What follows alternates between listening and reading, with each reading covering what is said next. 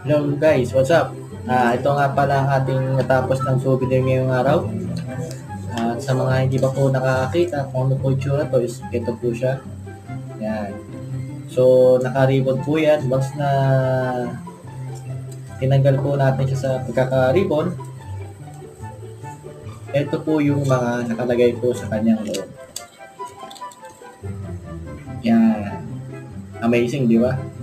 So, balik lang po natin. So, sa mga gusto pa pong paggawa sa amin, like nyo lang po or follow po ang aming MA Printing Shop. At gumagawa po kami ng souvenir, mag-printing, invitations, tarpaulin, tsaka po ng centerfold wall decor. At kung ano-ano po, just PM lang po kayo or direct message lang po tayo sa page. Yan. So, yun lang po. Salamat. Bye-bye.